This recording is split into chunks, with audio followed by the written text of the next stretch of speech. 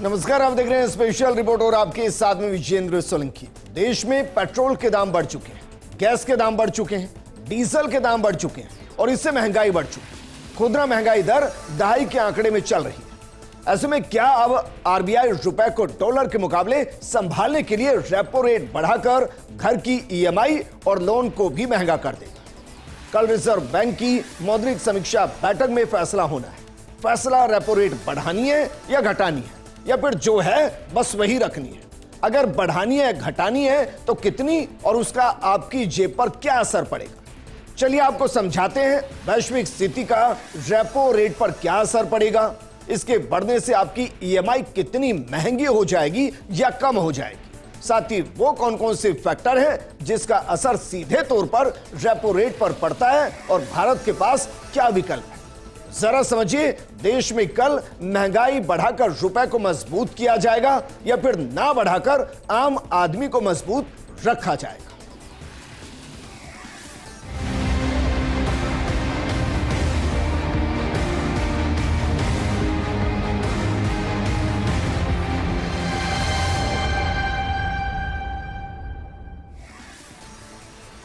RBI कल जो भी फैसला लेने वाला है उसके कुछ मुख्य बिंदु रहेंगे, कुछ कारण रहेंगे जिनके ऊपर रेपो रेट का बढ़ना, घटना या स्थिर रहना यह निर्भर करेगा। तो सबसे पहले जरा वो फैक्टर समझ लीजिए जिन फैक्टर के आधार पर कल ये तय होना है कि रेपो रेट बढ़ेगा, कम होगा या स्थिर रहेगा। इसमें वैश्विक परिदृश्य बेहद महत्वपूर्ण है। जरा समझिए, सबसे पहले कच्चे तेल में जो तेजी है वो इंपैक्ट डालेगी। दूसरा, रुपए में लगातार डॉलर के मुकाबले जो गिरावट हो रही है उसका इंपैक्ट होगा। तीसरा, महंगाई जो देश में लगातार बढ़ रही है उसका असर होगा। चौथा, मॉनसून और अल नीनो का असर, क्योंकि मॉनसून कमजोर की बात है, अल नीनो का इंपैक्ट होगा, इसका भी असर रेपो रेट पर पड़ेगा। और इकोनॉमिक ग्रोथ बेहद मजबूत है, इसको लेकर भी फैक्टर होगा कि क्या वाकई में इसको स्थिर रखा जाए या फिर रेपो रेट को बढ़ाया जाए, या जिस तरीके से महंगाई चल रही है उस महंगाई के बीच में आम आदमी को रेपो रेट घटाकर ईएमआई के बोझ से कुछ कम किया जाए।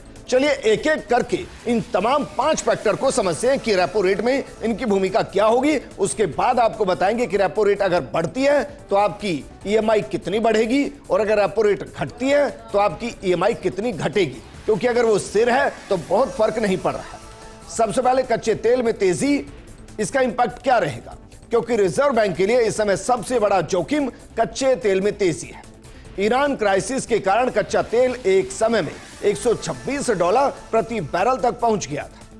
हालांकि इस समय यह $95 से $100 प्रति बैरल की रेंज में कारोबार कर रहा है, जो फिलहाल के लिए राहत की बात है। लेकिन वैश्विक तेल भंडार तेजी से घट रहे हैं और यदि सप्लाई सामान्य नहीं हुई तो तेल कीमतों में दोबारा उछाल आ सकता है और इसका सीधा असर भारत पर पड़ेगा, क्योंकि भारत अपनी ऊर्जा जरूरतों का एक बड़ा हिस्सा आयात करता है। तेल महंगा होने का असर केवल पेट्रोल डीजल तक सीमित नहीं रहता, बल्कि ट्रांसपोर्ट, मैन्युफैक्चरिंग, लॉजिस्टिक और लगभग हर सेक्टर की लागत बढ़ जाती है। यही वजह कि आरबीआई इस जोखिम पर बेहद करीब नजर बनाए हुए है और अगर ये रिस्क फैक्टर होगा तो इसमें मानकर चलिए रेपो रेट को बढ़ाया जाएगा ताकि आपकी जेब में 2 पैसे कम रहे, मार्केट फ्लो थोड़ा कम हो और रुपए को थोड़ी मजबूती मिले। दूसरा है, रुपए में जो लगातार गिरावट आ रही है ये आरबीआई के लिए बड़ी चुनौती है, क्योंकि भारतीय रुपए पर लगातार दबाव बना हुआ है और ये डॉलर के मुकाबले 96 के स्तर पर फिसलकर नीचे पहुंच चुका है। इस साल अब तक एशियाई करेंसी में भारतीय रुपए का प्रदर्शन सबसे कमजोर रहा है। यहां तक कि पाकिस्तान, चाइना और फिलीपींस के देश भी हमसे बेहतर परफॉर्म कर रहे हैं। विदेशी निवेशकों की लगातार निकासी और इंपोर्टर्स की तरफ से लगातार डॉलर की डिमांड ने रुपए की कमजोरी को और ज्यादा बढ़ाने का काम किया। सामान्य तौर पर जब मुद्रा कमजोर होती है तो आयात महंगे हो जाते हैं और इससे महंगाई बढ़ जाती है। आरबीआई केवल रुपए को बचाने के लिए ब्याज दरें नहीं बढ़ाएगा। अपनी रिपोर्ट में इसने साल 2013 में रिजर्व बैंक के उस फैसले का जिक्र किया है जिसमें ऊंची ब्याज दरों के जरिए रुपए को संभालने की कोशिश की गई थी और यह ज्यादा सफल नहीं हुई थी। मतलब आरबीआई का प्राइमरी फोकस अभी भी महंगाई पर कंट्रोल करना है, ना कि रुपए को मजबूत करना। आरबीआई फॉरेक्स रिजर्व या फिर अन्य रेगुलेटरी उपायों की मदद से रुपए को संभालने की कोशिश कर सकता है। अगर इस नजरिए से देखें तो रेपो रेट में बढ़ने की संभावना नहीं है। लेकिन तीसरा फैक्टर महंगाई जो देश में लगातार बढ़ रही है, क्योंकि रिजर्व बैंक के सामने एक बड़ी चुनौती बढ़ती महंगाई का खतरा भी है।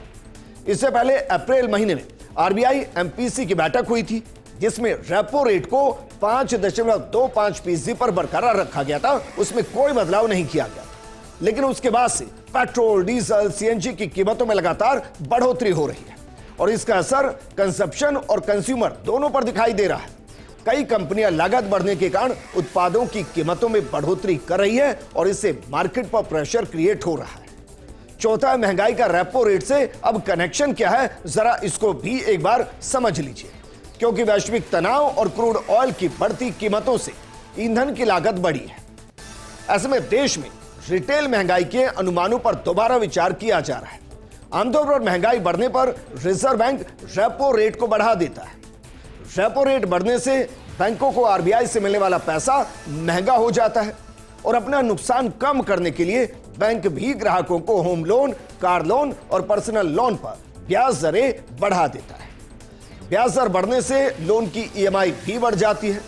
इससे लोन, नया घर या कार या अन्य कीमती सामान लेने का अपना प्लान टाल देते हैं। बैंक इस दौरान एफडी पर भी ब्याज बढ़ा देता है, जिससे सेविंग बढ़ जाती है और इससे लोग पैसा खर्च करने की बजाय बैंक में उल्टा जमा करने लगते हैं। खरीदारी कम होने से डिमांड कम होने लगती है और इससे दुकानदार और कंपनियां चीजों की कीमतें कम करने पर मजबूर हो जाते हैं और महंगाई अपने आप कंट्रोल हो जाती है। आप समझ रहे हैं कि अगर कल रेपो रेट बढ़ रहा है और आपकी जेब से 4 पैसे लेने की बात हो रही है, तो उसके पीछे का मकसद है कि आप 4 पैसों को सेव करें, मार्केट फ्लो कमजोर हो, डिमांड कम हो और सप्लाई के साथ उसका एक ऐसा संतुलन बने जहां दाम ना बढ़े और महंगाई अगर कंट्रोल होगी तो रुपए अपने आप मजबूत होगा। लेकिन एक बड़ा फैक्टर और है, वो फैक्टर है मॉनसून और एल नीनो का खतरा। मॉनसून कमजोर की बात हो रही है, 1 सप्ताह के आसपास डिले चल रहा है। एल नीनो के बारे में कहा जा रहा है कि अगस्त सितंबर के आसपास सूखा पड़ने की संभावना है, क्योंकि मॉनसून इस साल कमजोर रहने का अनुमान है और इसके अलावा एल नीनो का बड़ा खतरा है। भारत जैसे कृषि प्रधान देश में मॉनसून का असर सीधे खाद्य महंगाई और ग्रामीण अर्थव्यवस्था पर पड़ता है। यदि बारिश कम होती है तो कृषि उत्पादन प्रभावित हो सकता है, जिससे खाद्य पदार्थों की कीमतें बढ़ सकती है। भारत के पास पर्याप्त खाद्यान्न भंडार मौजूद है, इसमें कोई दो राय नहीं और 2015 के सुपर एल नीनो के दौरान भी बड़े बफर स्टॉक्स ने फूड इन्फ्लेशन के प्रभाव को सीमित करने में मदद की थी। ऐसे में आरबीआई इसे संभावित जोखिम के रूप में नहीं देख रही और ना ही तत्काल संकट के रूप में, इसलिए इसका बहुत इंपैक्ट होगा, इसकी संभावना कम है। तो फिर क्या वाकई में इकोनॉमिक ग्रोथ बहुत मजबूत नहीं और इसलिए आरबीआई सावधान है? एक तरफ महंगाई का डर है और दूसरी तरफ इकोनॉमिक ग्रोथ बहुत ज्यादा मजबूत नहीं है। महंगाई का डर रेपो रेट बढ़ाने के लिए कहता है, जबकि कमजोर ग्रोथ रेट रेपो रेट घटाने या मेंटेन रखने को कहता है। ऐसे में रिजर्व बैंक के लिए ग्रोथ और इन्फ्लेशन दोनों के बीच कोऑर्डिनेशन बनाना एक बड़ी चुनौती है और इसीलिए कोई नहीं बता पा रहा कि कल आरबीआई रेपो रेट को बढ़ाएगा, रेपो रेट को कम करेगा या जो स्थिति है उस पर बना रहेगा। लेकिन एक बार इन स्थितियों को भी खंगाल लेते हैं कि कौन कौन सी स्थिति संभव हो सकती है। जरा एक नजर इस पर भी डालते हैं और देखिए, इसमें रेपो रेट में कोई बदलाव नहीं, रुख आक्रामक हो सकता है। इसको जरा समझने की कोशिश कीजिए कि रेपो रेट तो नहीं बढ़ाएंगे, लेकिन बाकी जो चीजें हैं उसमें आक्रामक रुख अपना सकते हैं। दूसरा है रेपो रेट 25 बेसिक पॉइंट बढ़ेगा, रुख में बदलाव नहीं होगा, जो रुख अभी है उसी को रखा जाएगा। तीसरा है रेपो रेट 25 बेसिक पॉइंट बढ़ेगा, रुख में भी बदलाव होगा। अब जरा इन तीनों इंपैक्ट को समझने की कोशिश कीजिए कि इनका भाव क्या है और इससे मार्केट के ऊपर क्या इंपैक्ट आएगा, आपकी जेब पर क्या इंपैक्ट आएगा, ईएमआई पर क्या इंपैक्ट आएगा और देश की अर्थव्यवस्था पर क्या असर पड़ेगा। सबसे पहले जरा देखिए, अगर इंटरेस्ट रेट में कोई बदलाव नहीं लेकिन रुख आक्रामक होगा, इसका मतलब क्या है? इसका मतलब यह कि आरबीआई रेपो रेट को अपरिवर्तित बनाए रख सकता है, लेकिन वो आगे सख्त मॉनिटरिंग पॉलिसी का संकेत दे सकता है। वो अपना रुख न्यूट्रल से बदलकर विड्रॉल ऑफ अकोमोडेशन कर सकता है। रेपो रेट स्थिर रहने पर रुपए पर दबाव बढ़ सकता है, लेकिन ट्रेडर्स का मानना है आरबीआई इस स्थिति को संभालने के लिए हस्तक्षेप कर सकता है। रेपो रेट अगर चेंज नहीं होती तो शॉर्ट टर्म बॉन्ड्स में मजबूती आ सकती है, लेकिन लंबी अवधि के बॉन्ड्स पर इससे दबाव बढ़ सकता है। आगे इन्फ्लेशन बढ़ने की चिंता से लंबी अवधि के बॉन्ड पर दबाव दिख सकता है। ट्रेडर्स का मानना है कि ऐसा होने पर 5 बेसिक पॉइंट से ज्यादा का बदलाव नहीं दिखेगा। रेपो रेट नहीं बढ़ने पर शेयर बाजार में ज्यादा प्रतिक्रिया भी देखने को नहीं मिलेगी, लेकिन अगर केंद्रीय बैंक इन्फ्लेशन के अपने अनुमान को बढ़ाता है तो आगे मॉनेटरिंग पॉलिसी सख्त होने की संभावना बढ़ जाएगी। लेकिन अगर रेपो रेट 25 बेसिक पॉइंट बढ़ा दे और रुख में कोई बदलाव ना करे तो इसका मतलब क्या निकलेगा? दरअसल रेपो रेट 25 बेसिक पॉइंट बढ़ने पर रुपए को सहारा मिल सकता है, ऐसा संभावना है, और इससे मार्केट में यह संकेत जाएगा कि केंद्रीय बैंक की दिलचस्पी रुपए को गिरने से बचाने में है। इस स्थिति में 10 साल के सरकारी बॉन्ड की यील्ड 7.15% के पार जा सकती है। शेयर बाजार में बिकवाली बढ़ सकती है क्योंकि real estate, financial, consumer share पर दबाव बढ़ सकता है और वहां एक बड़ी बिकवाली आपको देखने को मिल सकती है। लेकिन रेपो रेट 25 बेसिक पॉइंट बढ़ा दिया जाए और रुख में कोई बदलाव ना किया जाए तो इसका क्या इंपैक्ट आएगा? मानिए अगर रेपो रेट 25 बेसिक पॉइंट बढ़ाने के साथ ही आरबीआई अपने रुख में कोई बदलाव करता है तो इससे रुपए को काफी सहारा मिलेगा। ऐसा होने पर डॉलर के मुकाबले रुपए 94.80 के लेवल पर आ सकता है, तुरंत आ सकता है। हालांकि इसके लिए आरबीआई को रुपए को सहारा देने के लिए कुछ उपायों के भी ऐलान करने होंगे। इसमें 10 साल के बॉन्ड की यील्ड शॉर्ट टर्म में 7.15 से 7.20% के बीच में रहने की संभावना है। अब मोटे तौर पर समझिए, यह सब रहा एक ऐसा हिसाब किताब जो आपको समझ में आया या नहीं आया बहुत फर्क नहीं पड़ेगा, लेकिन अब हम आपको एक मोटी भाषा में समझाने की कोशिश करते हैं कि कल जो होगा उसका मोटा असर आपकी जेब पर क्या पड़ेगा। जरा देखिए, इसको समझने की कोशिश कीजिए। रेपो रेट अगर बढ़ती है और रेपो रेट अगर घटती है, अगर रेपो रेट बढ़ेगी तो लोन महंगे होंगे, ईएमआई बढ़ जाएगी, उपभोक्ता खर्च कम हो जाएगा क्योंकि जेब का पैसा लोन और ईएमआई में चला जाएगा। लेकिन अगर रेपो रेट घटती है तो इसका मतलब होगा लोन सस्ता होगा, ईएमआई घटेगी, लेकिन उपभोक्ता खर्च बढ़ जाएगा, यानी कि मार्केट फ्लो बढ़ जाएगा क्योंकि 4 पैसे आम आदमी की जेब में बचेंगे और उसे इंटरनेशनल बाजार में रुपया हो सकता है और कमजोर हो जाए। अब जरा समझिए, रेपो रेट में अगर कमी होती है तो आपकी होम ईएमआई में कितनी राहत मिल सकती है। हमने 2 अजम्पशन की है। पहला, अगर 0.25% की बढ़ोतरी होती है और दूसरा 0.50% की बढ़ोतरी होती है और बिल्कुल इसी के समांतर इतनी ही कमी होती है तो आपकी ईएमआई पर क्या असर होगा। हमने एक स्टैंडर्ड सेट किया है, जरा उसके साथ इसको समझने की कोशिश कीजिए।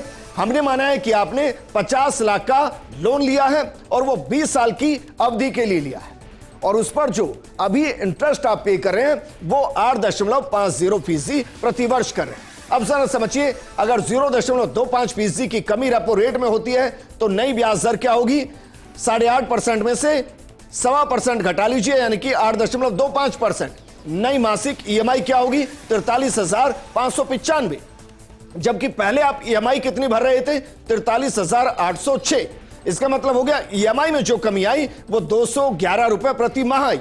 कुल ब्याज 20 साल के अंदर आप 1,02,77,200 रुपए देते, जबकि पहले कुल ब्याज आप 8.5% के हिसाब से 1,05,14,440 रुपए देते, यानी कि जो कुल बचत होगी वो आपकी 2,37,240 रुपए होगी अगर रेपो रेट के अंदर 0.25% की कमी होती है। अब जरा देखिए, अगर रेपो रेट के अंदर 0.50% की कमी होती है तो उसका असर क्या आएगा, जरा उसको भी समझिए। अगर रेपो रेट के अंदर 0.50% की कमी आती है तो जो नई ब्याज दर होगी वो होगी 8.5% में से आधा % आप घटा लीजिए 8%, यानी कि जो नई मासिक ईएमआई होगी वो 43,181 रुपए होगी, जबकि पहले जो आप ईएमआई पे कर रहे थे वो 43,806 रुपए थी, यानी कि ईएमआई में हर महीने जो आपका बचेगा वो 625 रुपए प्रति माह बचेगा। कुल ब्याज जो 20 साल में आप देंगे वो 1,58,06,000 40 रुपए होगा, जबकि जो पहले आप ब्याज देते वो 1,05,14,440 रुपए होता। इस हिसाब से जो कुल बचत है वो 4,55,800 रुपए होती अगर ईएमआई रेपो रेट के हिसाब से, अगर रेपो रेट में 0.5% की कटौती होती। हमने दो स्थिति आपको बताई। अगर रेपो रेट में कल 0.25% की कटौती होती है और आपने 50 लाख का 20 साल के लिए लोन लिया है तो कितनी कमी आएगी ये हम आपको बता रहे हैं। और अगर 0.50% की कटौती होती है तो कितनी कमी आएगी ये हम आपको बता रहे हैं। लेकिन संभावना इसकी है या तो स्थिर रहेगी या बढ़ेगी। तो चलिए अब जरा यह देखिए कि अगर आपके रेपो रेट में 0.25% की बढ़ोतरी होती है तो इसी स्टैंडर्ड के साथ आप पर कितना बोझ और बढ़ जाएगा। देखिए जरा, वही लोन 50 लाख का 20 साल के लिए 8.50% प्रति वर्ष पर वर्तमान ब्याज दर है। अब अगर उसके अंदर 0.25% की बढ़ोतरी होती है, इसका मतलब 8.75% का आपका नया ब्याज दर होगा। नई मासिक जो ईएमआई होगी 44,027 रुपए होगी, जबकि पहले मासिक ईएमआई 43,806 रुपए थी। ईएमआई में जो बढ़ोतरी हुई वो 221 रुपए प्रति माह की हुई। जो कुल भुगतान आप 20 साल में कर रहे हैं वो 1,05,66,480 रुपए है, जबकि पहले जो भुगतान आप कर रहे थे वो 1,05,14,440 रुपए, यानी कि अब आपको 52,000 रुपए अतिरिक्त भुगतान करना पड़ेगा नए स्टैंडर्ड के हिसाब से। यानी कि अगर रेपो रेट में 0.25% की बढ़ोतरी की जाती है। अब जरा ये देखिए, अगर रेपो रेट के अंदर 0.50% की बढ़ोतरी की जाती है तो उसका असर आपकी पॉकेट पर क्या पड़ने वाला है, जरा उसको भी देखिए। नई ब्याज दर अगर 8.5% से 9% हो जाती है, यानी कि 0.5% की बढ़ोतरी होती है, तो फिर आपकी जो नई मासिक ईएमआई होगी वो 44,471 रुपए होगी, जबकि जो पहले मासिक ईएमआई थी 43,806 रुपए थी। इसका मतलब ईएमआई में जो बढ़ोतरी हुई वो 665 रुपए प्रति माह हुई है। और जो आप पहले भुगतान 20 साल में करते वो 1,08,22,960 रुपए, जबकि पहले जो भुगतान है वो 1,05,14,440 रुपए है। इसका मतलब अब जो आप 20 साल में अतिरिक्त भुगतान करेंगे वो अतिरिक्त भुगतान 3,08,520 रुपए होगा। इसका मतलब रेपो रेट में छोटी सी बढ़ोतरी भी आपकी ईएमआई और कुल भुगतान पर बड़ा असर डाल सकती है। हालांकि रेपो रेट ऐसा नहीं कि एक बार बढ़ गई तो वो हमेशा के लिए बढ़ गई।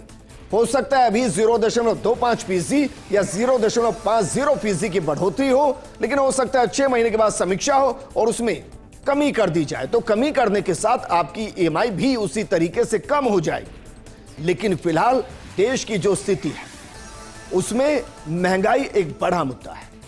डॉलर का गिरना, डॉलर के मुकाबले रुपए का गिरना उससे भी बड़ा इशू है। और इन सब के बीच में जिस तरीके से क्रूड ऑयल के दाम बढ़ रहे हैं वहां से मंदी के आसार हैं। ऐसे में आरबीआई का जो भी फैसला होगा वो फैसला इस दिशा में होगा कि हमें दीर्घकालिक प्लानिंग के साथ देश में मजबूती लाते हुए महंगाई को कंट्रोल करते हुए रुपए को मजबूत करना है, या वर्तमान में जो आम आदमी के ऊपर पहले से ही पेट्रोल, डीजल, गैस, फ्रूट्स और वेजिटेबल्स की जो दाम बढ़ोतरी का बोझ पड़ा हुआ है उसमें एक अतिरिक्त बोझ ईएमआई का ना डाल दिया जाए, रेपो रेट की वजह से ना डाल दिया जाए। इसलिए जितने भी एक्सपर्ट हैं वो दो राय मान रहे हैं। पहली कि जो वर्तमान रेपो रेट है उसमें कोई बदलाव नहीं किया जाएगा, उसको ऐसे ही रखा जाएगा। दूसरा है इसमें हो सकता है 0.25% की बढ़ोतरी कर दी जाए ताकि मार्केट में पैसे के फ्लो को थोड़ा कम करके डॉलर के मुकाबले रुपए को मजबूत किया जाए और महंगाई को कंट्रोल किया जाए। कल इससे पूरी तस्वीर साफ होगी जब आरबीआई इसका ऐलान करेगी। इस प्रोग्राम में फिलहाल इतना ही। आप बने रहिए फर्स्ट इंडिया न्यूज के साथ, क्योंकि खबरों का सिलसिला लगातार जारी है। नमस्कार।